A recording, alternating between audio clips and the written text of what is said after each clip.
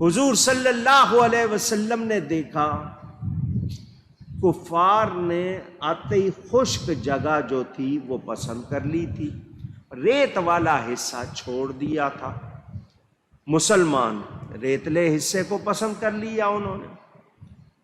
اب بظاہر کافر یہ سمجھ رہے ہیں کہ ہم نے خشک حصہ لیا ہے تو ہم زیادہ ٹھیک ٹھاک ہیں، اور ان کو ریت والا حصہ ہے تو ان کو دشواری ہوگی۔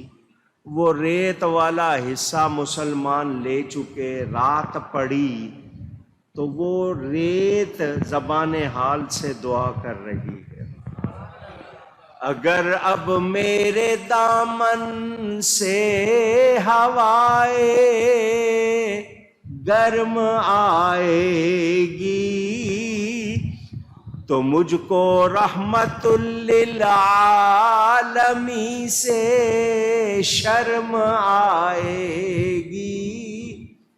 دعا صحرا نے مانگی دامن امید پھیلا کر، یکا یک ابر باران آسماں پر چھا گیا، آخر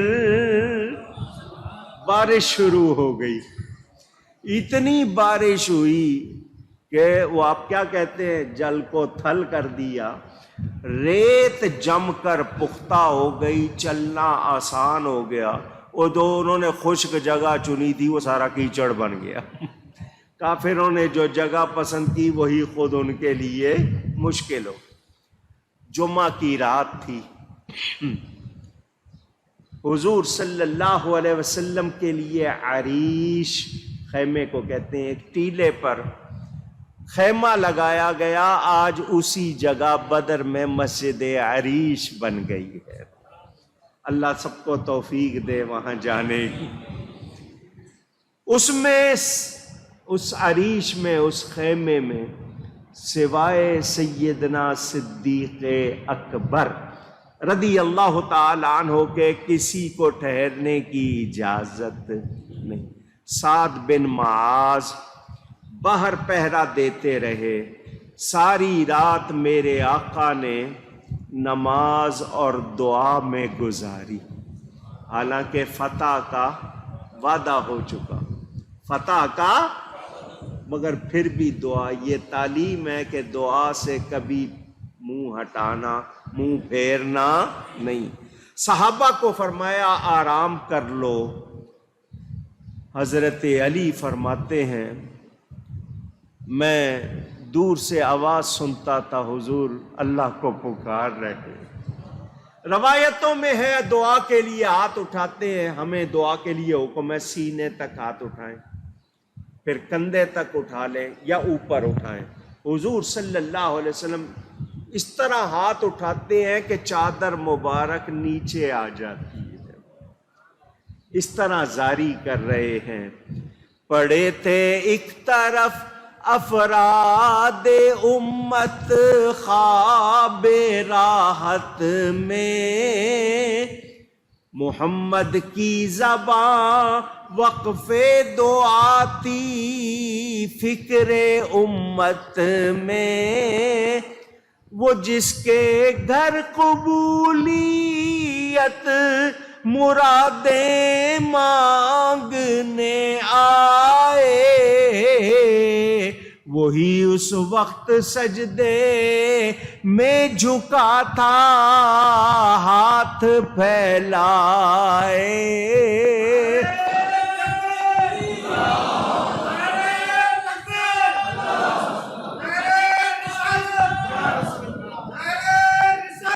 یا رسول اللہ۔ حضور صبح وادی میں تشریف لائے، دعا کی، یا اللہ یہ لوگ تیرے رسول کو جھٹلانے کے لیے فخر سے آئے ہیں، انہیں ہلاک کر دے۔ عتبہ بن ربیعہ نے قوم کو کہا کہ واپس چلے جاؤ، چلو۔ حکیم بن حزام پانی پینے آئے، صحابہ نے روک دیا، حضور نے اجازت دی پانی پینے دو۔ ان کے سوا باقی کفار جنہوں نے اس حوض کا پانی پیا سارے مارے گئے۔ عمیر بن وہب لشکر اسلام کو دیکھنے آیا کافروں کی طرف سے. واپس جا کر اس نے کہا ان لوگوں کے پاس اپنی حفاظت کا بچاؤ کا سامان نہیں ہے، مگر یہ لوگ واپس لوٹنے کے ارادے سے نہیں آئے ہیں. سنو، یہ جو جوش اور جذبہ رکھتے ہیں وہ ہم میں سے کسی کے پاس نہیں. یوں لگتا ہے ہم سارے مارے جائیں گے، یہ سارے یوں ہی باقی رہیں گے. اس نے لوگوں کو کہا کہ بھی تم ان سے مقابلہ نہیں کر پاؤ گے. ابو سلمہ بھی دیکھنے آیا، اس نے جا کر بیان دیا یہ قوم اسلحہ و سامان کے انبار سے خالی ہے، لیکن جان کی بازی لگانے والے لوگ ہیں. سارے سردار تیار ہو گئے واپس جانے کے لیے. ابو جہل نہیں مانا، یہ اڑا رہا، نہیں جانا، رہنا ہے. وہ سارے کہنے لگے چل موت آئی، نہیں رکنا ہے. وہ روزانہ 9 سے 10 اونٹ ذبح کرتے تھے کافر. رقص ہوتا تھا، شراب ہوتی تھی، ناچ گانا ہوتا تھا.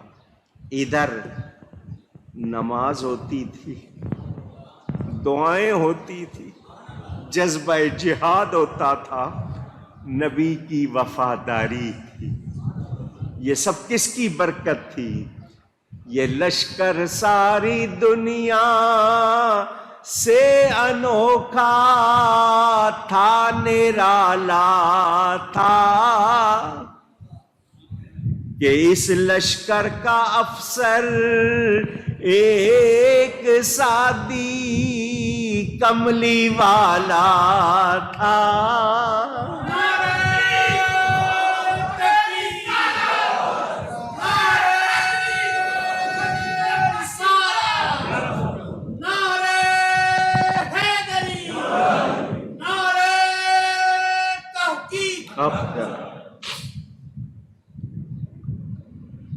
حضور صلی اللہ علیہ وسلم اس لشکر کے سالار. یہ لشکر ساری دنیا سے انوکھا تھا، نرالا تھا کہ اس لشکر کا افسر ایک سادی کملی والا تھا. میرے آقا نے دعا فرمائی اللہم انی انشدک عہدک ووعدک اللہم ان شئت لم تعبد بعد اليوم ابدا. حضور دعا کر رہے ہیں اے اللہ اپنا وعدہ پورا کر، تو نے فتح کا وعدہ کیا ہے، یا اللہ اپنے وعدے کو پورا کر. اگر تو چاہتا ہے کہ آج کے دن کے بعد تیری عبادت ہو تو مولا وعدہ پورا کر. یہ میرے آقا کی باتیں رب سے، کتنی شان ہے. آقا کر سکتے ہیں، ہم میں سے کوئی ایسا کہہ سکتا نہیں. حضرت ابوبکر نے حضور کو تھاما، حضور آپ کے رب نے تو آپ سے وعدہ کر لیا ہے، یہ چادر آپ کی بار بار نیچے آ رہی ہے. فرمایا وعدہ تو کیا ہے مگر اپنے رب سے عاجزی کرنے میں مزہ آتا ہے، اس کی بارگاہ میں عرض کرتے رہنا چاہیے. سَيُهْزَمُ الْجَمْعُ وَيُوَلُّونَ الدُّبُرَ. یہ کہتے ہوئے حضور میدان میں تشریف لائے. اللہ نے فرشتے بھیجے، اللہ نے آج بھی بھیجتا ہے یا نہیں؟ مگر ہم منگاتے ہی نہیں. ہم تو منگاتے ہیں جی فلانے ملک سے، فلانے ملک سے.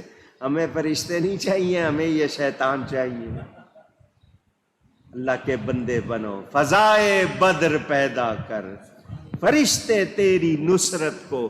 اگر بدر جیسی فضا پیدا کرے گا تو تیری مدد کو اتر سکتے ہیں گردوں سے قطار اندر قطار. اب بھی یعنی قطار اندر قطار فرشتے آسمان سے آج بھی اتر سکتے ہیں، شرط یہ ہے فضائے بدر پیدا کر. حضور صلی اللہ علیہ وسلم نے میدان میں صف بندی کرائی. میدان شروع ہو چکا ہے. سواد بن غزی صحابی ہے، یہ تھوڑا سا آگے کھڑے ہوئے تھے، صف میں سے تھوڑا سا، پیٹ بھی باہر نکلا ہوا تھا، حضور کے ہاتھ میں تیر تھا، آپ نے ہلکا سا اس کو تیر کو اس کے پیٹ پہ لگایا کہ پیچھے ہو جا، استوے یا سوات، سیدھا کر صف کو۔ انہوں نے کہا آپ کے تیر مارنے سے مجھے تکلیف ہوئی ہے، حضور آپ نے تیر مجھے مارا ہے، اس سے مجھے تکلیف ہوئی ہے، فعقدنی، مجھے بدلہ دیجئے، مجھے سارے صحابہ کا کیا حال ہوگا، سارے خونخوار نظروں سے دیکھ رہے ہوں گے، اس کو کیا ہو گیا، کیسی باتیں کر رہا ہے۔ حضور نے فرمایا استقد، بدلہ لے۔ انہوں نے کہا حضور آپ نے جب تیر مارا تھا میرے پیٹ پہ کپڑا نہیں تھا، حضور نے اپنا دامن اٹھا دیا، فَأَعْتَنَقَهُ فَقَبَّلَ بَطْنَهُ، وہ آگے بڑھے اور حضور سے زور سے لپٹ کر حضور کو چومنا شروع کر دیا۔ پوچھا تو نے ایسا کیوں کیا؟ انہوں نے کہا حضور دنیا سے جانے کا وقت، اللہ کی راہ میں جہاد کے لیے آیا ہوا ہوں، جی چاہا کہ آپ سے لگ کر برکت لے لوں تاکہ دوزخ کی آگ سے بچوں، نہ بیوی یاد آئی، نہ وطن یاد، نہ بچے یاد، آرزو ہے تو کیا کہ آقا پر قربان ہو جاؤں اور آقا سے لگ کر دنیا سے جاؤں۔ عوف بن حارث آئے، حضور سے پوچھا اللہ بندے کی کس بات سے خوش ہوتا ہے؟ حضور مجھے بتائیں اللہ کس بات سے خوش ہوتا ہے؟ فرمایا دشمن کے حلقے میں ننگے سر گھس جانا اور جوش کے ساتھ چلے جانا۔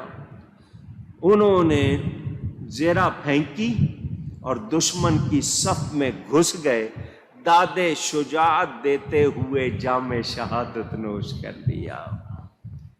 حافظ ابن کثیر بڑے مشہور ہیں علماء میں، انہوں نے بزاز کے حوالے سے یہ بات لکھی ہے، محبت سے سنا رہا ہوں۔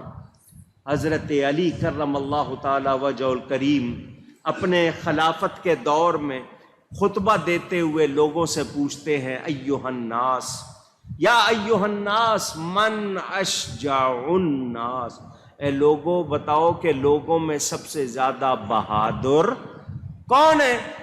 سب نے کہا آپ۔ فرمایا نہیں میں نہیں۔ انہوں نے کہا پھر کون؟ فرمایا ابو بکر۔ کون کہہ رہے ہیں؟ مولا علی کہہ رہے ہیں۔ فرمایا بدر میں نبی پاک کے لیے خیمہ بنایا گیا، اب اعلان تھا کون نبی کے پاس رہے گا اور خدمت کرے گا تاکہ کوئی مشرک حملے کی جرت نہ کر سکے، کوئی نہیں اٹھا، ابو بکر اٹھے۔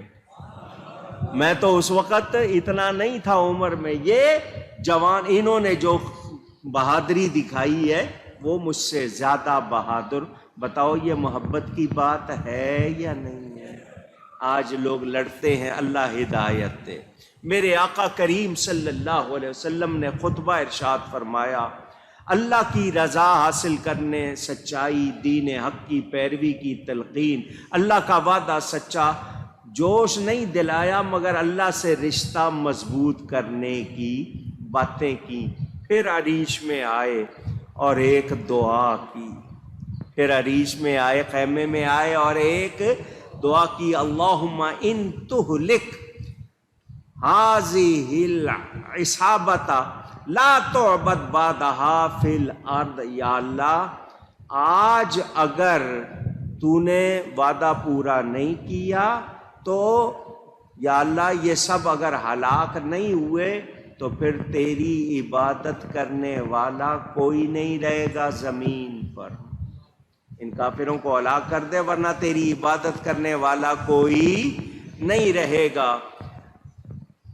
حضور صلی اللہ علیہ وسلم دعا بھی فرما رہے ہیں اور فرمایا ابو بکر خوشخبری ہے، یہ جبریل آئے ہیں گھوڑے کی لگام پکڑے ہوئے اور یہ خبر دے رہے ہیں کہ اللہ فرماتا ہے مدد آ رہی ہے۔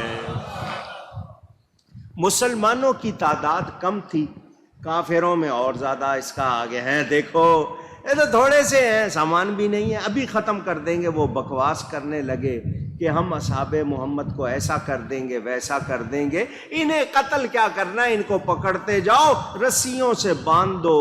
ادھر حضور صلی اللہ علیہ وسلم دعا کر رہے ہیں، ان کو بھروسہ ہے اپنے ہتھیاروں پر، اور ادھر والوں کو بھروسہ کس پہ؟ نہ تیغو تیر پر تکیا، نہ خنجر پر، نہ بھالے پر، بھروسہ تھا تو ایک سادی سی کالی کملی والے پر۔ اللہ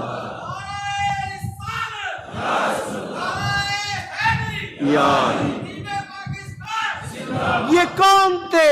ان کو ساز و سامان پر، ہتھیاروں پر بھروسہ نہیں تھا، کس پر تھا؟ اللہ کے حبیب پر۔